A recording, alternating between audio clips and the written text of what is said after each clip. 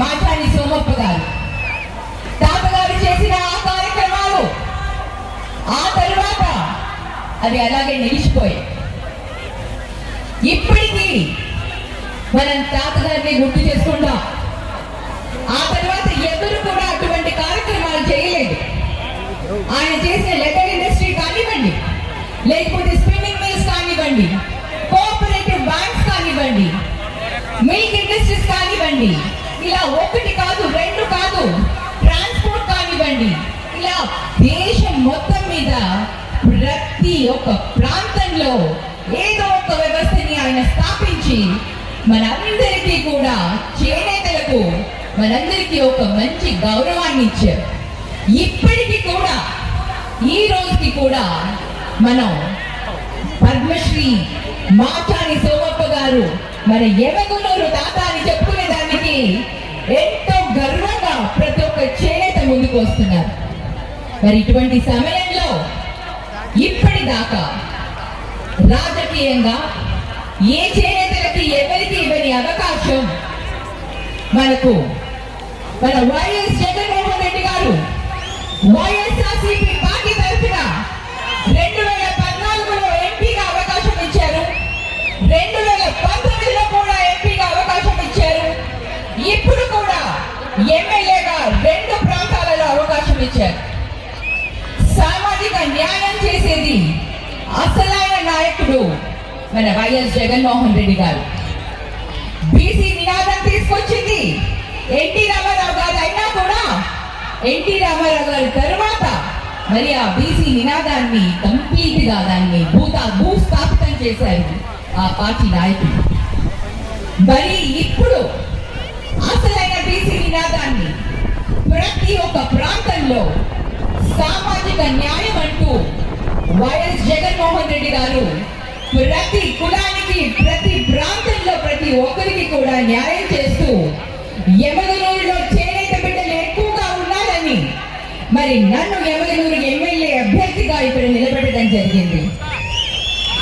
మన జగన్మోహన్ రెడ్డి గారు రెడ్డి అయినా కూడా రెడ్డిలకే కాదు ప్రతి ఒక్క కులానికి, ప్రతి ఒక్కరికి కూడా రాజ్యాధికారం ఉండాలి, వారికి సమానమైన న్యాయం జరగాలి, వాళ్ళ కష్ట సుఖాలని అసెంబ్లీ కానీ పార్లమెంట్ లో కానీ వాళ్ళు వినిపించగలగాలి వాళ్ళ గొంతు అని ఈ రోజు మనకి అవకాశం ఇవ్వడం జరిగింది. మరి ముఖ్యంగా యమగనూరులో ఉన్న ప్రాంతంలో ఉన్న కష్టాలు ఎంత కంప్లీట్, ఒక కుటుంబం మొత్తం కష్టపడితే కానీ కూలీ సరిపోని కూలీలతో ఎంతో కష్టంగా ఈ రోజు గడుస్తుంటే వారందరికీ కూడా నేతన్న నేస్తమని 24,000తో అన్న ఈరోజు సహాయం అందిస్తున్నాడు. మరి ఈరోజు మనం నేసే ప్రతి వస్త్రానికి మార్కెటింగ్ కావాలి, మనకు టెక్స్టైల్ పార్క్ రావాలి, మన చేనేతలకు ఈరోజు ఒక గౌరవం దక్కాలి. మరి అంతేకాకుండా ప్రతి చేనేత బిడ్డకు ఈరోజు చదువుకునేందుకు కానివ్వండి, హైయర్ ఎడ్యుకేషన్ కి పోయే విద్యా రంగంలో కానివ్వండి, ఈ ఉద్యోగాలలో కానివ్వండి, ప్రతి ఒక్క దగ్గర కూడా ప్రాధాన్యత అనేది దక్కాలి. ఇది మన హక్కు. మన హక్కుని మనం వినిపించగలగాలి అంటే మనం అసెంబ్లీలోకి వెళ్ళాలి. అసెంబ్లీలో ఎప్పుడైతే మనం మాట్లాడతామో అది రికార్డ్ అవుతుంది, అది సైంటిఫిక్ గా రికార్డ్ అవుతుంది. దానిపైన పరిష్కారం చూపించేందుకు మన వ్యవస్థ మటుకు తప్పకుండా వాళ్ళు దానిపైన పని చేయాల్సిన అవసరం అనేది వస్తుంది. కాబట్టి మన గొంతుని, మన వాయిస్ ని, మన కష్ట సుఖాలని, మనకు రావాల్సిన హక్కుల్ని మన అసెంబ్లీలో వినిపించాలి అంటే ఈ రోజు ప్రతి చేనేత బిడ్డ, ప్రతి ఒక్కరం చేయి కలిపి మనందరం ఒక్కటి అని నిరూపించుకోవాల్సిన బాధ్యత ఈ రోజు మనకి వచ్చింది. అవకాశం రాని రోజుల్లో మనం బాధపడ్డాం, చేనేతలకి ఎవరికి అవకాశం ఇవ్వట్లేదు అని మనం బాధపడ్డాం.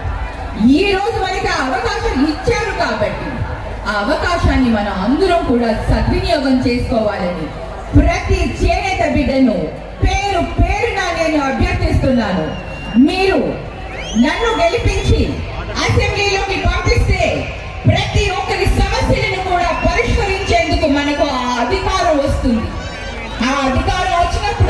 మన ప్రతి సమస్యను కూడా పరిష్కరించుకోవచ్చు అని మీ అందరికీ కూడా తెలియజేస్తున్నాను. ఈరోజు ఒక చేనేతగా, ఒక బీసీ బిడ్డగా చాలా గర్వపడుతున్నాను. మనకు ఇటువంటి అవకాశం ఇచ్చిన వైఎస్ జగన్మోహన్ రెడ్డి గారికి ప్రత్యేక ధన్యవాదాలు తెలియజేసుకుంటున్నాను. అలాగే ఈరోజు బీసీగా ఒక ఎంపీని కూడా నిలబెట్టడం జరిగింది. మరి అందరినీ కూడా మీరు ఆశీర్వదించి బీసీల ఐక్యతను, చేనేతల ఐక్యతను మనం నిరూపించుకోవాల్సిన సమయం వచ్చింది. కాబట్టి ప్రతి ఒక్కరికి కూడా నేను ఒక మాట ఇస్తున్నాను. మాచారి సోమప్ప తాత చేసిన ఏదైతే మార్గం ఆయన మనకి చూపించాడో ఆ తాత ఇచ్చిన మార్గంలోనే ప్రయాణం చేస్తాను. ఇక్కడ ఇండస్ట్రీస్ కానివ్వండి, ఇక్కడ ఉపాధి అవకాశాలు కానివ్వండి, ఇక్కడ మూతపడిన ఏ పరిశ్రమలు అయితే ఉన్నాయో వాటి అన్నింటినీ కూడా మనం తిరిగి పునఃప్రారంభించుకోవాలని మీ అందరికీ కూడా తెలియజేస్తున్నాను. మరి ఎమ్మెల్యేలు మన ప్రాంతం, మన ప్రాంతాన్ని మనమే అభివృద్ధి చేసుకోవాలి. వీటికి మీ అందరి కృషి, మీ అందరి తోడు అవసరం ఉంది. ఈరోజు అందరం కలిసికట్టుగా ఏదైనా చేయగలుగుతాం. మనల్ని విడగొట్టాలని చాలా మంది ప్రయత్నాలు చేస్తూ ఉంటారు. విడిపోతే ఏది సాధించలేదు. కలిసికట్టుగా ఉంటేనే మనం ఏదైనా సాధిస్తామో అది ఒక్కటి మనసులో గుర్తుపెట్టుకొని మీరందరూ కూడా